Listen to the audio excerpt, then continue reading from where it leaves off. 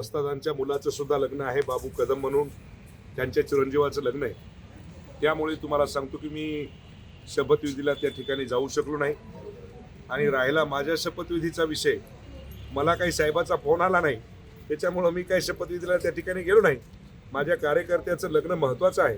ज्या कार्यकर्त्यांनी रात्रंदिवस माझ्यासाठी एक केलं, मला निवडून आणण्यासाठी सकाळची रात्र आणि रात्रचा दिवस केला, पोटामध्ये आणण्याचा कण पाणीसुद्धा नव्हतं, माझ्या कार्यकर्त्यांनी एवढे अहोरात्र प्रयत्न करून मला निवडून आणलं. आणि त्यांच्या जर चिरंजीवाचं जर लग्न असेल तर मला वाटतंय की शपथविधीनंतर आधी समाजकार्य, लग्नाचं कार्य आधी करावं आणि मग उद्या अधिवेशनाला त्या ठिकाणी जावं.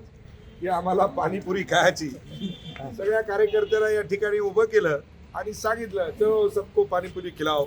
सगळे कार्यकर्ते तुम्हाला सांगतो कुठेतरी आनंद घेतला पाहिजे.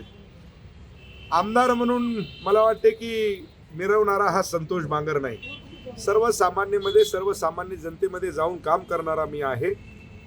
माझ्या अंगामध्ये गेल्या 5 वर्षातही आमदारकी आली नाही आणि भगवंताला, ईश्वराला एवढीच प्रार्थना करेल की या पुढच्या 5 वर्षातही माझ्या अंगामध्ये आमदारकी देवा देऊ नको. सर्वसामान्य लोकांची सेवा करण्याची संधी ईश्वराने दिलेली आहे. त्या संधीचं सोनं करण्याचं काम हा शिवसेनेचा कार्यकर्ता केल्याशिवाय राहणार नाही.